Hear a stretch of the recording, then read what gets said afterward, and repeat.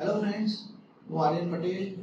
આપણે algebra two field theory કોર્સનો અભ્યાસ કરી રહ્યા છીએ, જેના યુનિટ નંબર 1 ની અંદરનો પહેલો જે ટોપિક હતો એ એક્સટેન્શન ફિલ્ડ છે. ઓકે, તો આપણે લાસ્ટ ટાઈમના લેક્ચરની અંદર એક થિયરમ જોયું હતું. એ થિયરમની કોરોનરી આપણે જોવાના છે. તો થિયરમ શું હતું એ મેં રાઈટ સાઈડ લખ્યું છે, આપણે જોઈએ. તો થિયરમ એવું હતું કે if L is a finite extension of K, એનો મતલબ શું થાય કે degree of L over K is finite. અને બીજું શું કહ્યું છે કે K is a finite extension of F, એનો મતલબ કે degree of K over F is finite. Then આપણે શું કહી શકીએ તો L is a finite extension of F, એનો મતલબ કે degree of L over F is finite. તો degree of L over F finite છે, પણ કેટલી હોય સ્પેસિફિકલી? તો સ્ટેટમેન્ટની અંદર આપણે એ પણ કહીએ છીએ કે degree of L over F is degree of L over K into degree of K over F જેટલી હોય. હવે આ જે થિયરમ છે એનો ઉપયોગ કરીને આપણે આ કોરોનરી પ્રૂવ કરવા જઈ રહ્યા છીએ. કોરોનરી શું કહે છે જોઈએ. તો if L is a finite extension of F, એનો મતલબ કે degree of L over F finite આપેલી છે. બીજું શું કહ્યું છે? K is a subfield of L which contains F. તો K subfield of F L છે અને જે F ને કન્ટેન કરે છે. તો સાબિત કરવાનું છે કે degree of K over F divides degree of L over F. એનો મતલબ કે degree of K over F A degree of L over F ને ડિવાઇડ કરે છે. ચલો આ આપણે સાબિત કરવું છે. તો આપણને અહીં જો સ્ટેટમેન્ટની અંદર આપણે ત્રણ ફિલ્ડ આપ્યા છે L, K અને M. એના વચ્ચે શું રિલેશન છે એ લખીએ આપણે. તો અહીં આપણને ત્રણ ફિલ્ડ આપ્યા છે. તો here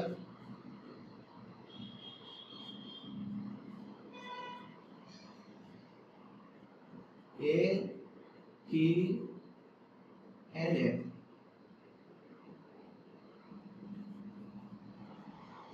are fields in the relation. કયા રિલેશન સાથે આપેલા છે? In the relation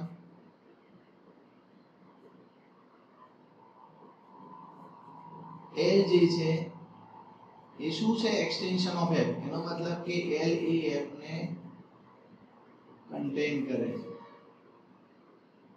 ઓકે, હવે K શું છે? તો K સબફિલ્ડ ઓફ L છે જે F ને કન્ટેન કરે છે. તો K હશે કે આ વચ્ચે? because K જે છે સબફિલ્ડ ઓફ L પણ છે અને F ને કન્ટેન પણ કરે છે. તો K ક્યાં હશે? વચ્ચે. તો આપણે ત્રણ ફિલ્ડ આ રિલેશન સાથે આપેલા છે. હવે તમારે સાબિત શું કરવાનું છે? તો degree of K over F divide degree of L over F સાબિત કરવું છે.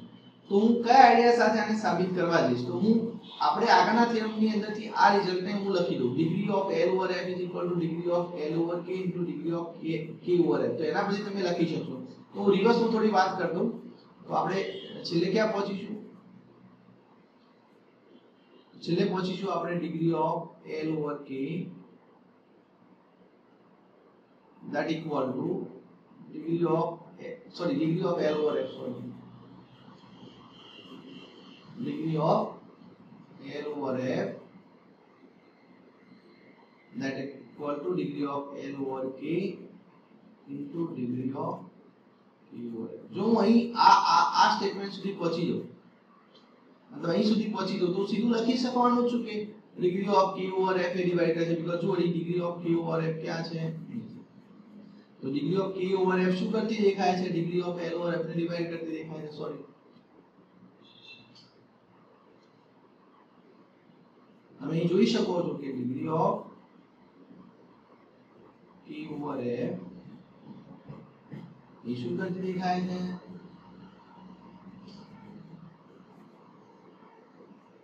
ડિવાઇડ કરતી જોવા મળે છે. કોને ડિવાઇડ કરતી દેખાય છે? degree of L over F ને.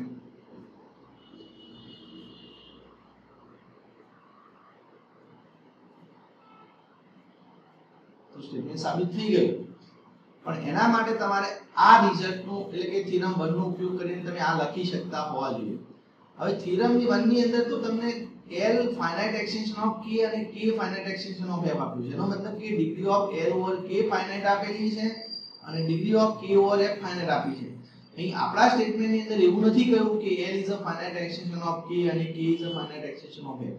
એનો મતલબ કે degree of L over K finite છે એવું નથી આપેલું અને degree of K over F finite છે એવું પણ નથી આપેલું.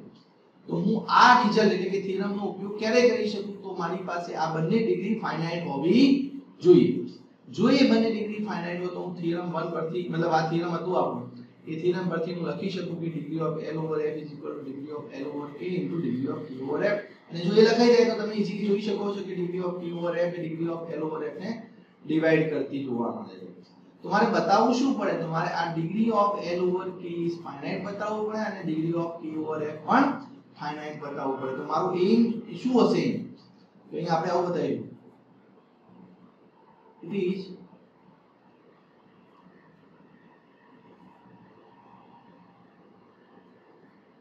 sufficient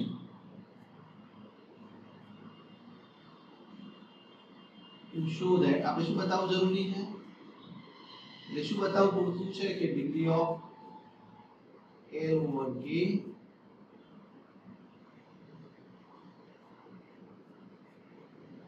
and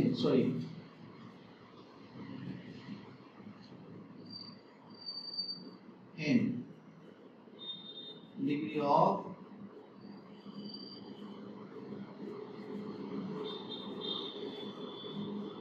finite.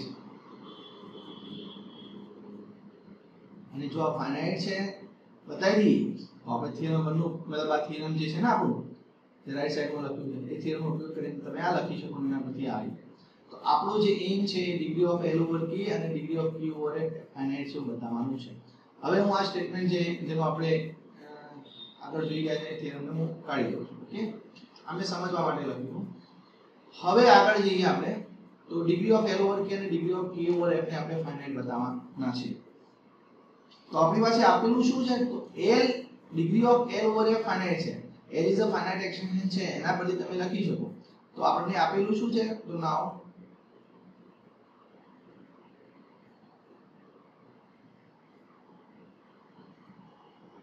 L is a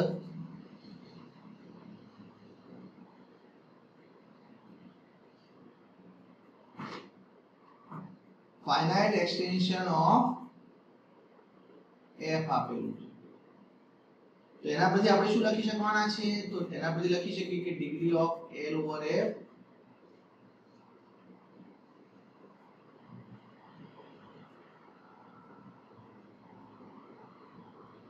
is finite.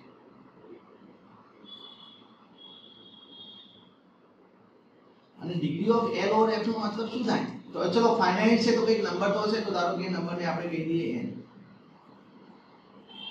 ધારો કે ડિગ્રી ફાઇનાઇટ છે તો કઈક નંબર તો હશે n કહી દઈએ. ઓકે, પણ degree of L over F એનો મતલબ શું થાય? તો dimension of L over F થાય. તો આપણે શું લખી શકીશું આગળ? Dimension of L over F is equal to n. Okay, હવે dimension of L over F n હોય એટલે કે L વેક્ટર સ્પેસ નું ડાયમેન્શન ઓવર F n હોય તો L ના બેઝિસ ની અંદર કેટલા એલિમેન્ટ હોય? n એલિમેન્ટ હોય. તો આપણે એક કામ કરીએ, L નો બેઝિસ લઈ લઈએ. Let x1 x2 up to n xn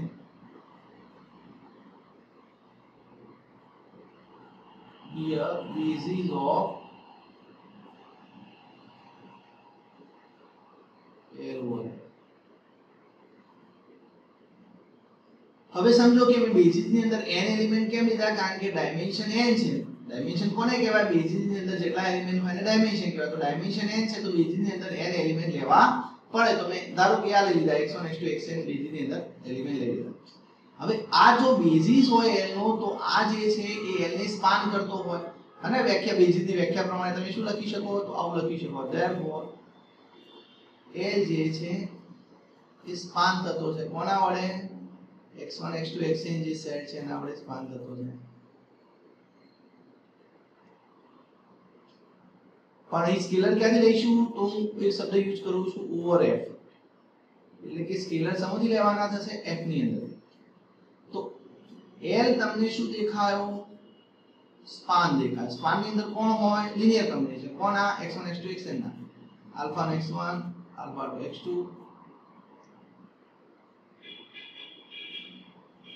alpha n x. પણ આપણે ઓવર f વાત કરીએ છીએ એટલે જે સ્કેલર હશે આલ્ફા i, હું એક સાથે બધાની વાત કરતો. આલ્ફા i આલ્ફા i ક્યાંથી હશે? f ની અંદર છે. 1 less or equal to I less or equal to okay હવે હું આગળ શું કરવાનો છું તો આ જે સ્કેલર છે f ની અંદર જોવા છે તો એ સ્કેલર ને હું k ની અંદર કહી શકું બીકોઝ જુઓ f સબસેટ ઓફ k છે તો f ની અંદર એલિમેન્ટ હોય તો એ k ની અંદર હોય because f subset of k છે તો તમે શું લખી શકો આનો બાકી બધું સેમ ટુ સેમ ખાલી સ્કેલર ને આપણે k ની અંદર જોવા દઈએ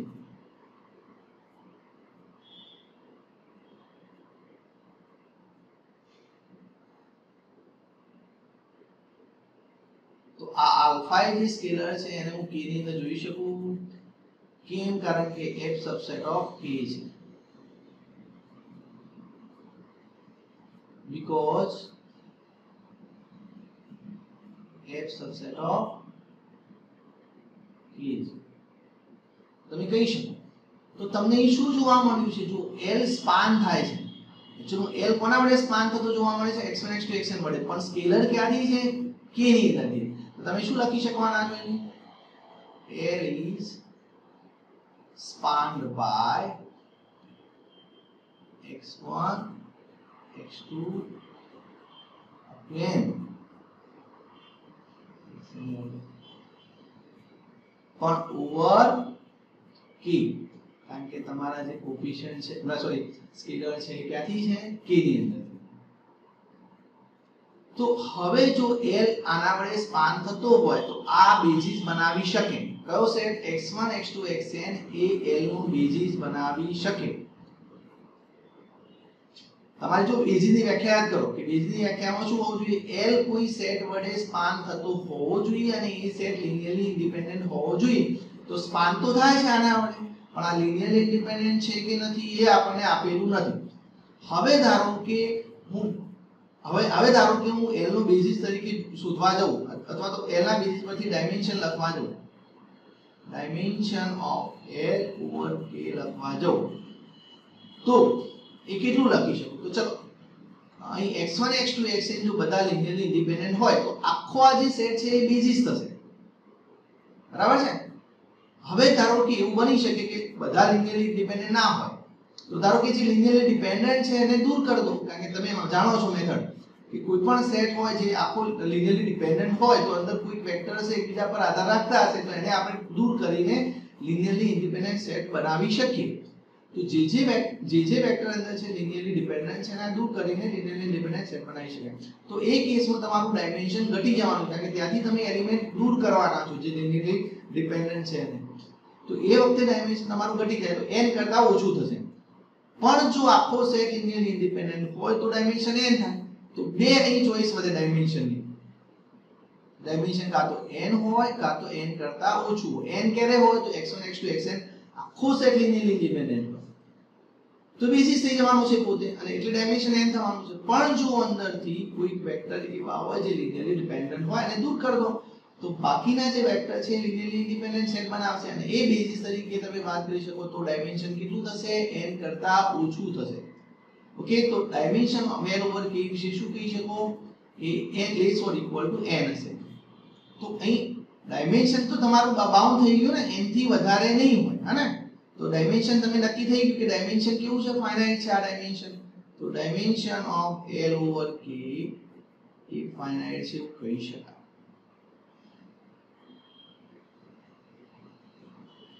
ઓકે કેવું થયું ફાઇનાઇટ થયું તો એક વાત થઈ ગઈ sorry dimension of l over k finite છે તો આપણે શું આગળ લખી શકીએ કે ડિગ્રી ઓફ ડાયમેન્શન નો મતલબ શું થાય રે degree of l over k is finite okay તો તમારી એક વાત થઈ ગઈ degree of l over k finite બતાવી દીધી હવે કઈ વાત બતાવી જો તમે આ બતાવી દો હવે શું બતાવવાનું છે આ બતાવવાનું છે ઓકે એ બતાવવા આપણે જઈએ હવે ધ્યાન રાખો કે અમારો છેલ્લો પોઈન્ટ હતો ને અમે રિવર્સમાં વાત કરી હતી તો આ છેલ્લે માં લખવાનું થશે તો એક કામ કરું એને ઉપાડીને હું છેલ્લે મૂકી દઉં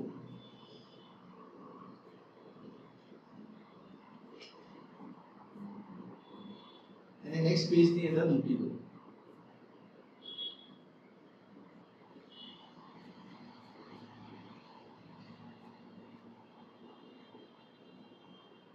ઓકે અને હવે આપણે તારીખ પહેલા નીતિ માટે કેવી રીતે ચલો હવે આપણે સેકન્ડ નંબરની વાત કરવા જઈએ છીએ એટલે degree of k over f finite છે એવું બતાવવા જઈ રહ્યા છીએ. તો એના માટે આપણે શું કરીશું તો નાઉ આપણને જે ત્રણ ફિલ્ડ આપ્યા છે આ રિલેશન સાથે આપ્યા છે. L contains k contains L. હવે તમે જાણો છો કે L જો અહીં L શું છે એક્સટેન્શન ઓફ k છે હા ને L એક્સટેન્શન ઓફ k દેખાય છે અને k એક્સટેન્શન ઓફ f દેખાય છે. તો L એક્સટેન્શન ઓફ k છે માટે L vector space over k તરીકે જોઈ શકો અને L એક્સટેન્શન ઓફ f છે એનો મતલબ કે L એ વેક્ટર સ્પેસ ઓવર f તરીકે જોઈ શકો અને k is a vector extension of f છે માટે k ને વેક્ટર સ્પેસ ઓવર f જોઈ શકો.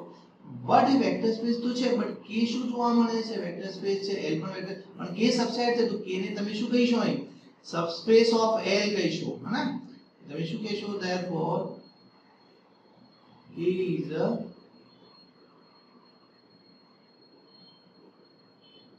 subspace of L જોવા મળે છે. k is a subspace of L જોવા મળે છે over F. હવે તમે યાદ કરો BSc ની અંદર તમે આવું થિયરમ ભણ્યા હતા કે જો W is a subspace of P subset ની subspace સમજવાનું W is a subspace of P હોય તો તમે કહેતા હતા કે dimension of W is less or equal to dimension V કહેતા હતા હા ને તો અહીં કોણ સબસ્પેસ છે k કોનો સબસ્પેસ છે L તો dimension of k જે છે એ less or equal to dimension of L થશે over F. તો આ સ્ટેટમેન્ટ પ્રમાણે આપણે શું લખી શકવાના છીએ તો હું બીજા પેજ પર લખું છું પણ આ જે છે એને અત્યારે આ રફ વર્ક છે ને દૂર કર તો અહીં k સબસ્પેસ ઓફ L છે એનો મતલબ કે dimension of k less or equal to dimension of L થાય. આપણે નેક્સ્ટ પેજ પર લખીએ therefore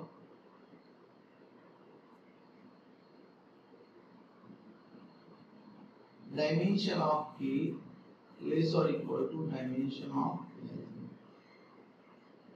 over f વાત કરી રહ્યા છે.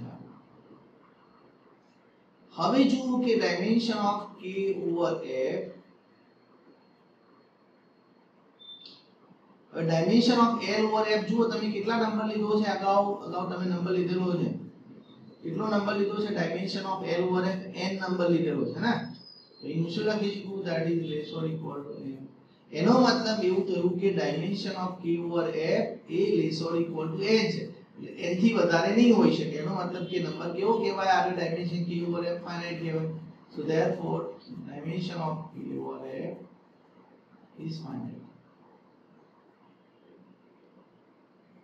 તો જે આપણો એમ હતો અને હજુ બાકી જ જોઈએ dimension of k over f finite છે તો તમે શું લખી શકવાના છો degree of k over f is finite.